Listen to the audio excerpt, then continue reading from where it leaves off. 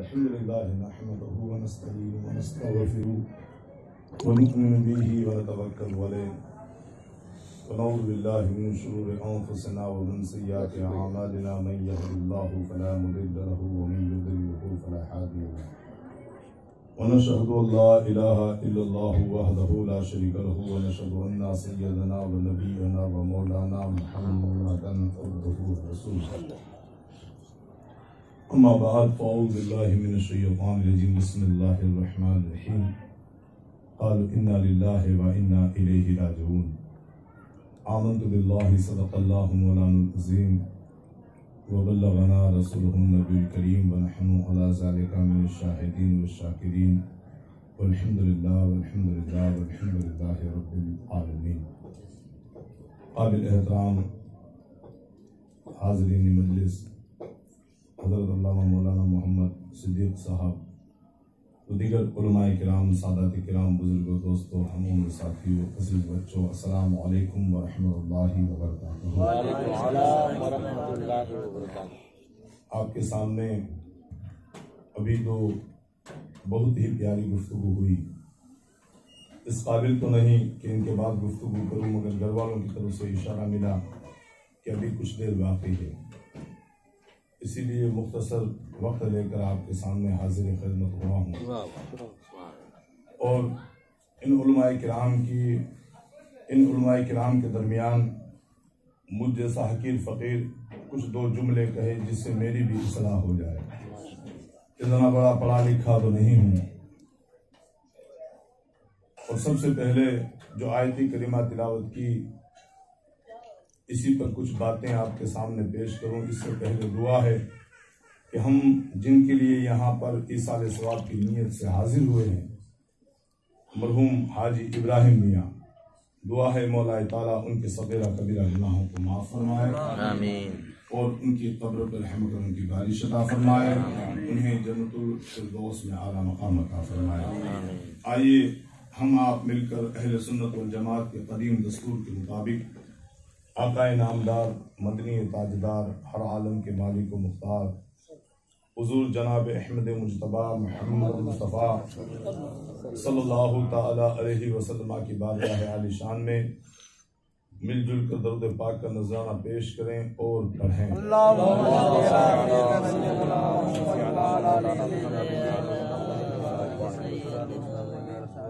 اللہ رب محمدی صلی اللہ علیہ وسلم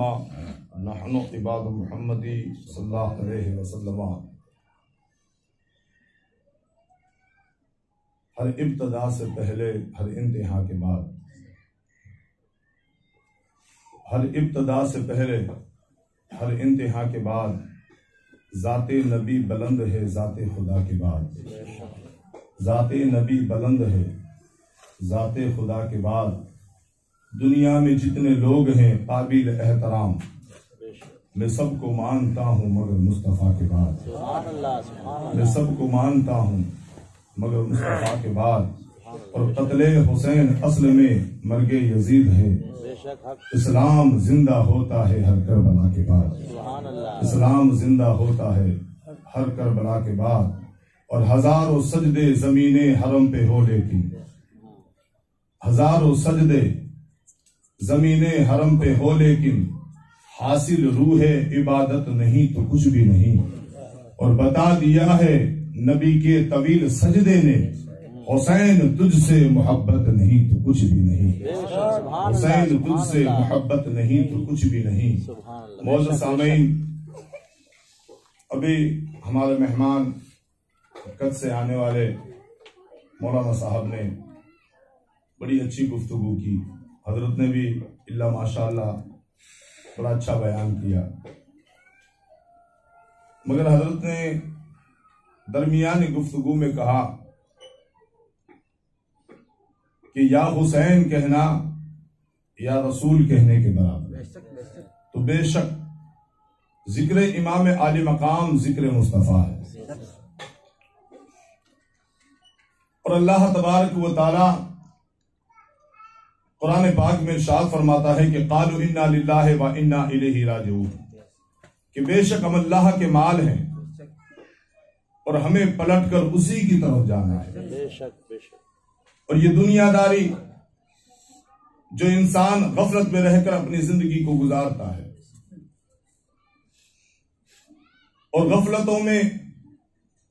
اس قدر وہ انسان ڈوبا ہوا ہے کہ نہ اسے آخرت کی فکر ہے، نہ اسے قانون اسلام کی فکر ہے، نہ اسے شریعت محمدی کی فکر ہے، بلکہ آج دنیا میں ہر کوئی ریاکاری کرتا ہوا نظر آ رہا ہے. ہر کوئی دکھاوے کے ساتھ اپنے آپ کو دنیا کے سامنے پیش کر رہا ہے، اور یہی دکھاوا، یہی ریاکاری اس کے لیے دنیا و آخرت میں اس بندے کو ذلیل اور رسوا کرتی ہے. مگر جو دکھاوے کو چھوڑ کر خلوص کے ساتھ، محبت کے ساتھ اپنی زندگی کو گزارتا ہے، حقیقت میں اللہ تبارک و تعالی اسی بندے کو اپنی بارگاہ میں عروجیت اور بلندیت عطا فرماتا ہے. اور یہ خاص نعمت اگر اللہ تبارک و تعالی نے کسی میں رکھی تو وہ صحابہ کرام ہے. یہ خاص نعمت اللہ تبارک و تعالی نے کسی میں رکھی تو وہ اہل بیت اطہار ہے. کیونکہ نبی کے گھر والوں کو، خاندان مصطفیٰ کو اللہ تبارک و تعالی نے وہ مقام اور وہ بلندیت عطا فرمائے کہ اہل بیت پاک کی جس محفل میں تعریف کی جائے، اللہ تبارک و تعالی وہاں حاضرین کی بھی حاضری کو قبول فرمائے. اور حضور کی حدیث ہے کہ جس نے میری اہل بیت سے محبت کی وہ دنیا سے گیا تو اس کی قبر کی زیارت کرنے کے لیے آسمان سے ملائک آتے ہیں اور اس کی بخشش کے لیے دعائیں کرتے ہیں. تو حاجی ابراہیم ایک مخلص بندے تھے، ایک محب آل رسول تھے، اور اپنی زندگی روز مرہ کی کمائی میں گزارتے تھے. اور مصطفیٰ نے بھی فرمایا ہے کہ جو اپنی پریوار کی کمائی کے لیے جو خود مزدوری کرتا ہے، خود محنت کرتا ہے، ایک لمحے کے مطابق اللہ تبارک و تعالیٰ اس کے نامہ اعمال میں ثواب لکھتا ہے. جس نے کمانے کے لیے، روزگاری کے لیے محنت کرتے ہوئے ایک لمحہ گزارا تو اللہ تبارک و تعالیٰ اس کے نامہ اعمال میں ثواب لکھ دیتا ہے. تو محنت کرنا، مشقت کرنا یہ سب کے لیے ضروری ہے. اور جو محنت اور مشقت کرتا ہے یہ نہ سمجھے کہ صرف ہم ایک مزدوری کی طرح دوڑتے رہتے ہیں. نہیں، اللہ تبارک و تعالیٰ کے پیارے رسول فرماتے ہیں کہ جس کی پیشانی سے پسینہ محنت کرتے ہوئے بہتا ہے مولا تعالیٰ اس کے گناہوں کو معاف فرما دیتا ہے. مولا تعالیٰ اس کے گناہوں کو معاف فرما دیتا ہے. اور اہل بیت پاک، ایک بات یاد آ گئی، بات کرتا چلوں، ابھی موڈ بن گیا ہے، ذرا مل کر کے تو سبحان اللہ، کیونکہ میرا موڈ بنتا ہے تو ذرا بول دیتا ہوں، عادت سے مجبور ہوں. مجھ پہ اتنا نیازی کرم ہو گیا، لوگ کہنے لگے پنج تن کا گدا، اس گھرانے کا جب سے میں نوکر ہوا سب سے اچھی میری نوکری ہوئی. ایک صحابی کا بیان ہے کہ اللہ کے رسول صلی اللہ تعالی علیہ وسلم مسجد نبوی میں، وہ ریاض الجنہ کہ جس کے بارے میں فرمایا گیا کہ یہاں جو 2 رکعت نماز نفل پڑھتا ہے وہ یہ سوچے کہ اس نے جنت میں 2 رکعت نماز نفل پڑھی. اور کافی حضرات حاجی بھی یہاں موجود ہیں اور عمرہ کرنے والے بھی یہاں موجود ہیں. وہ ریاض الجنہ، وہ جنت کی کیاری، منبر رسول سے حجرہ رسول سامنے ہے.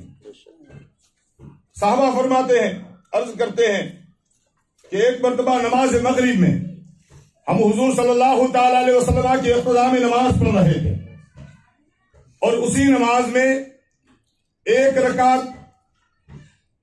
پڑھی، دوسری رکعت پڑھی، مگر تیسری رکعت کے جب سجدے میں گئے اور اسی سجدے میں کافی وقت لگا، کافی ٹائم گزر گیا. وہ صحابہ فرماتے ہیں، اور جب کافی وقت گزر گیا سجدے کی حالت میں، کافی ٹائم ہو گیا، تو وہ سوچتے ہیں کہ مجھے یہ خیال ہوا کہ کافی وقت گزر گیا، کافی ٹائم ہو گیا، کہیں کچھ حادثہ تو نہیں ہو گیا جو اتنی دیر سے اللہ کے رسول سجدے میں ہے. تو کوئی کھڑا نہ ہوا. وہ صحابہ کہتے ہیں کہ میں سجدے سے کھڑا ہوا واہ واہ واہ کہ میں نے سوچا دیکھوں کہ معاملہ کیا ہے، سبحان اللہ حالات کیا ہے، کیا وجہ ہے کہ مصطفیٰ جان رحمت ابھی تک سجدے میں ہے۔ جی تو وہ صحابی کھڑے ہوئے سجدے سے، جب سجدے سے کھڑے ہو کر انہوں نے دیکھا تو کیا دیکھتے ہیں، سبحان اللہ، انہوں نے سجدے سے اٹھ کر دیکھا تو کیا دیکھا کہ مصطفیٰ سجدے میں ہے اور پشت پر حسین۔ تکبیر اللہ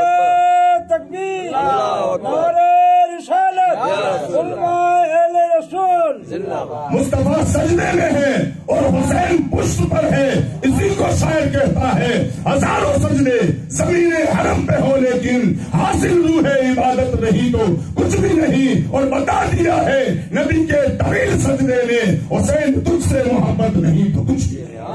حسین تجھ سے محبت نہیں تو کچھ بھی نہیں۔ یہ امام علی مقام کا مقام کو اللہ نے بلند فرمایا، سبحان اللہ اور حضور نے فرمایا حسین میرے جگر کا ٹکڑا ہے، حسین میری آنکھوں کا تارا ہے، حسین میرا پیارا ہے، حسین مجھے اس قدر پسند ہے کہ جس نے حسین سے محبت کی اس نے مجھ سے محبت، الحسین منی وانا من الحسین۔ جب یہ بات ہوئی الحسین منی وانا من الحسین تو صحابہ نے عرض کی یا رسول اللہ یہ بات تو سمجھ میں آ گئی واہ واہ کہ الحسین منی کہ آپ سے تو حسین ہے واہ واہ واہ مگر حسین سے آپ، تو حضور فرماتے ہیں اے میرے صحابہ سنو، الحسین منی یعنی حسین مجھ سے ہیں مدینے سے مکہ تک،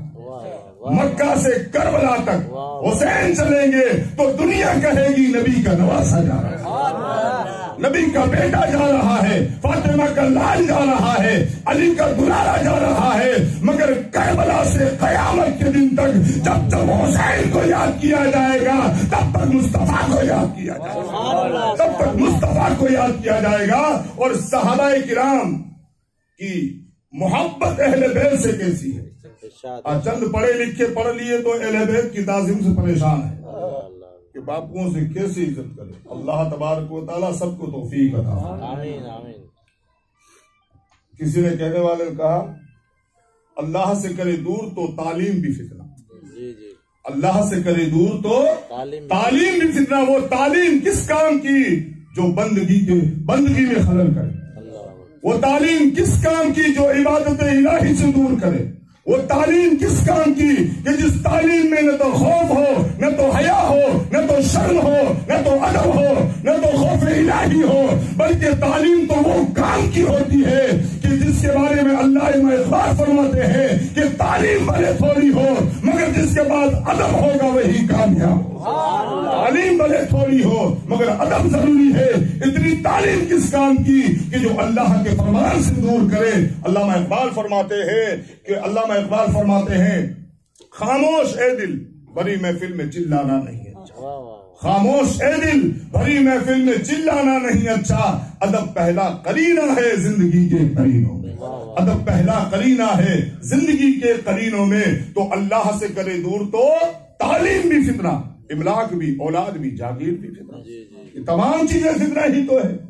کہ اللہ سے کرے دور تو تعلیم بھی فتنہ، املاک بھی، اولاد بھی، جاگیر بھی فتنہ، نہ حق کے لیے اٹھے تو شمشیر بھی فتنہ۔ آج شمشیریں غریبوں پر چلتی ہیں، آج شریعت کے مسئلے زیادہ تر لوگوں کو غریبوں پر چلائے جاتے ہیں، رئیسوں پر کوئی نہیں انگلی چینی گوئیاں کرتا کیونکہ مالدار ہے، کچھ کہیں گے تو برا لگ جائے گا، صرف پیسہ دینے میں کنجوسی کرے۔ جن کے آنگن میں امیری کے شجر اگتے ہیں، جن کے آنگن میں امیری کے شجر اگتے ہیں اس کے ہر عیب زمانے کو ہنر لگتے ہیں، اس کے ہر عیب زمانے کو ہنر لگتے ہیں۔ تو ناحق کے لیے اٹھے تو شمشیر بھی فتنہ، کیونکہ آج ہر شمشیر چلتی ہے تو صرف غریبوں پر، صرف یتیموں پر، صرف مسکینوں پر، صرف بیواؤں پر، ہر طرف سے شمشیر چلی جاتی ہے، کیونکہ آج زمانے میں رسوا غریبوں کو کیا جاتا ہے مگر امیروں پر یہ شمشیریں نہیں چلتی۔ تو یہ شمشیر کس کام کی کہ جو صرف غریبوں پر چلی جائے بلکہ امیروں پر نہ چلائی جائے؟ تو ایسی شمشیر تو فتنہ ہے،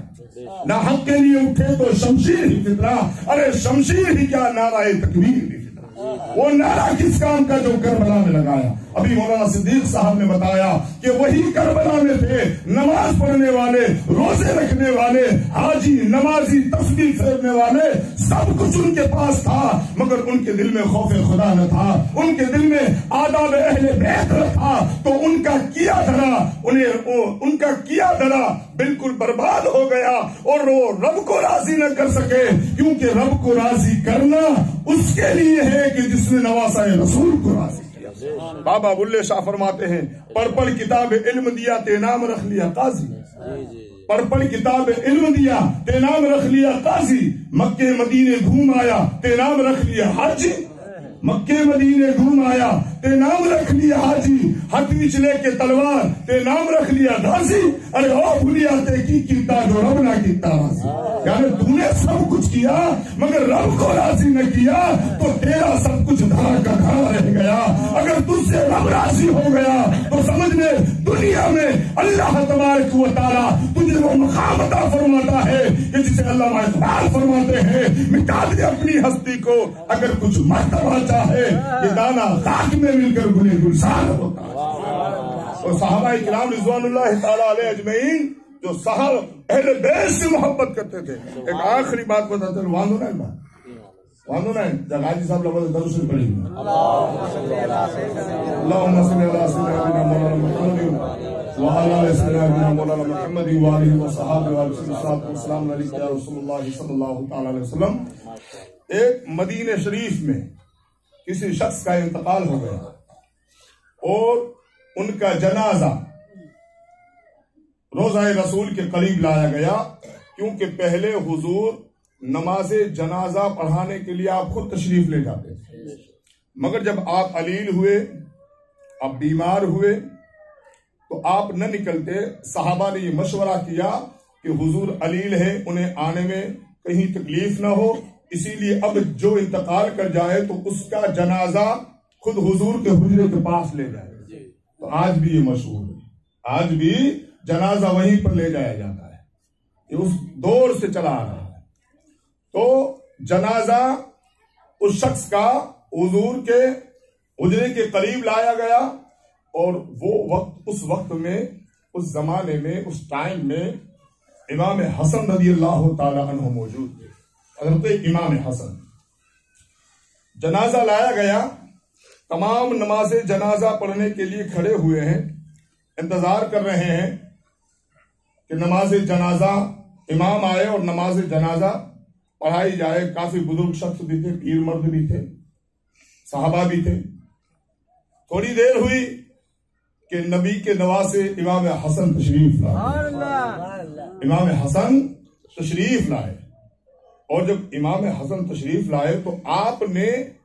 اپنے قدموں میں جو نالین پہنے تھے، جو جوتے، حضرت امام حسن نے، ارے جب امیر خسرو کو خواجہ نظام الدین کے نالین مل گئے تو امیر خسرو اپنی مقدر پر ناز کرنے لگے۔ تو جب نظام الدین اولیاء اولاد علی کے جوتوں کا یہ کمال ہے، اولاد حسن کے جوتوں کا یہ کمال ہے، نظام الدین اولیاء کے جوتوں کا یہ کمال ہے کہ سر پر امیر خسرو نے رکھ کر کہا سر پہ رکھنے کو مل جائے اگر نالے نے پاکے حضور تو ہاں پھر ہم بھی کہیں گے کہ تاجدار ہم بھی۔ امیر خسرو کو جب نظام الدین کے اولیاء کی نالے مل گئی تو اپنے مقدر پر ناز کرنے لگے، یہ تو امام حسن کے نالے ہیں۔ امام حسن نے اپنے نالین کو اتارا، اور اتار کر جب زمین پر آپ چلے نماز جنازہ پڑھانے کے لیے تو کچھ مٹی آپ کے قدموں میں لگی، تلیے میں کچھ مٹی آپ کے پاؤں کے تلیوں میں لگی، اور آپ نماز جنازہ پڑھا کر فارغ ہو گئے۔ اور جب واپس نالین پہننے کے لیے، جوتے پہننے کے لیے آپ واپس گئے، قریب گئے جوتوں کے، تو ایک پیر مرد بزرگ آپ کے پیچھے پیچھے آئے، جنہوں نے امامہ پہنا ہوا تھا، دستار پہنی ہوئی تھی، صافہ امامہ پہنا ہوا تھا، وہ آپ کے پیچھے پیچھے آئے اور آ کر امام حسن کے قدم کو تھاما، سبحان اللہ، امام حسن کے قدم کو پکڑا اور پکڑ کر نیچے بیٹھے اور اپنے پیر پر حضرت امام حسن کا قدم رکھا، اور جو امامہ تھا، جو دستار تھی، اس کا چگا وہ بڑا مبارک ہوتا ہے، کیونکہ جس مرید کو چھگا مل جائے نا پیر کا، وہ مرید کامیاب ہو جاتا ہے۔ اب مرید کہاں اور چھگا کہاں؟ اللہ تبارک و تعالی ہمیں عمل کرنے کی توفیق عطا فرمائے اور سچے پیروں کو تھامنے کی اللہ توفیق عطا فرمائے۔ اپنے پیر کو چھوڑو مت اور کسی کے پیر کو چھیڑو مت۔ تو دستار کا جو چھگا وہ بڑا بابرکت اور مبارک ہوتا ہے۔ تو پیر مرد بزرگ جو تھے انہوں نے امام حسن کے قدم کو اپنی ران پر رکھا اپنے پیر اور اسی چھگے کے اسی امامے کے چھگوں کو لیا اور امام حسین کے قدم کو تھام کر سبحان اللہ، عشق تو دیکھو، محبت تو دیکھو صحابہ کی، اہل بیت سے۔ تو اس قدم میں جو مٹی لگی ہوئی تھی اس چھگے سے امام حسن کے قدم کی مٹی کو چھان رہے ہیں، ہٹا رہے ہیں۔ تو جب دیکھا امام حسن نے کہ بزرگ ہے اور میں جوان ہوں اور میرے ساتھ یہ ادب، یہ تعظیم، یہ محبت، کہا کون ہے؟ کہا اے حسن مجھے نہیں پہچانتے، اے حسن مجھے نہیں پہچانتے؟ کہا میں نے آپ کو نہیں پہچانا اور مجھے یہ اچھا بھی نہیں لگ رہا کہ کوئی بزرگ میرے قدموں کو صاف کرے۔ یہ طریقہ ہے، یہ آل رسول کی خاندانی خون کی تاثیر ہے۔ یہ بھی نہیں مانتے کہ کوئی بزرگ ان کے قدموں کو چومے، نہیں، جو محبت کا احترام ہوتا ہے اسی احترام کے مطابق انہیں پسند آتا ہے۔ کہا یہ مجھے اچھا نہیں لگ رہا کہ میں جوان ہوں، آپ بزرگ ہیں اور میرے قدموں کو جو آپ صاف کر رہے ہیں مجھے یہ پسند نہیں ہے، آپ کھڑے ہو جائیں اور آپ ہیں کون جو میری اس قدر، مجھ سے اس قدر محبت کرتے ہیں اور میرے قدموں کو صاف کر رہے ہیں؟ کہا اے حسن مجھے نہیں پہچانا؟ کہا نہیں، کہا میں وہی صحابی ہوں کہ جب بارگاہ رسالت میں بیٹھے ہوتے اور آپ آتے تو مصطفیٰ فرماتے کہ یہ میرا بیٹا حسن ہے، جس نے اس سے محبت کی اس نے مجھ سے محبت، اور اے حسن میں کوئی اور نہیں بلکہ میرا نام جناب ابو ہریرہ ہے، میرا نام جناب ابو ہریرہ ہے، اور میں نے کئی مرتبہ مصطفیٰ سے سنا ہے کہ جس نے حسن کی عزت کی اس نے مصطفیٰ کی۔ کہا اتنے بڑے صحابی ہونے کے بعد مجھ سے اس قدر محبت کا اظہار؟ کہا ہم نے کئی مرتبہ دیکھا ہے کہ مصطفیٰ جان رحمت آپ کو چومتے ہیں، آپ سے پیار کرتے ہیں، آپ کے لبوں کو بوسا دیتے ہیں۔ ارے جس لبوں کو مصطفیٰ بوسا دیتا ہو اس لبوں پر اللہ تبارک و تعالیٰ رحمتوں کا نزول فرماتا ہے، اور آپ کے قدموں کی، آپ کی تعظیم کرنا گویا ہم اپنے من سے نہیں کرتے، در سے مصطفیٰ کا فرمان ہے۔ تو یہی تو حسنین کریمین کی شان ہے، یہی تو حسنین کریمین کا مرتبہ ہے کہ اللہ نے آپ کے مقام کو بڑا بلند فرمایا ہے۔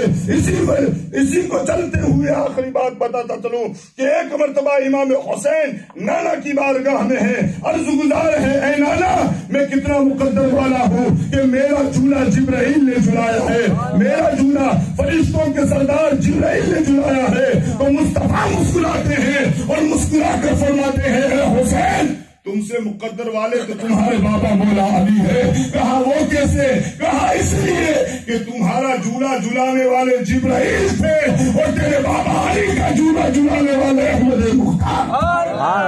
مختار تھے۔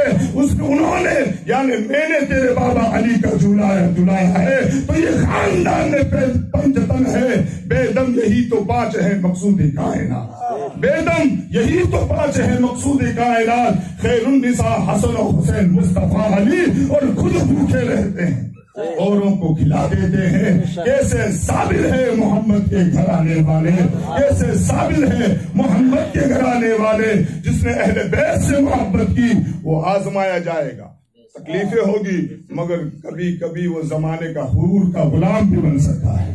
اہل بیت غلام کو دیکھو کہ آج حور کو دنیا یاد کر رہی ہے، آج حضرت عبداللہ بن کلبی کو دنیا یاد کر رہی ہے، آج حضرت زہر بن قیم کو دنیا یاد کر رہی ہے، آج حضرت حبیب بن مظاہر کو دنیا یاد کر رہی ہے۔ کیوں یاد کر رہی ہے؟ کہ جب غلام اہل بیت کا یہ مقام ہے تو اہل بیت کا مقام کیا ہوگا؟ زمین میلی نہیں ہوتی، زمن میلہ نہیں ہوتا، محمد کے غلاموں کا کفن میلہ نہیں ہوتا، اور محبت اہل بیت پاک کی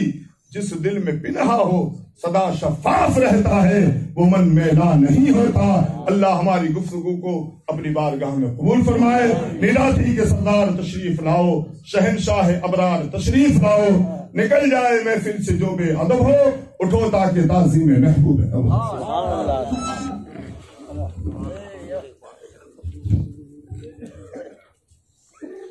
مصطفیٰ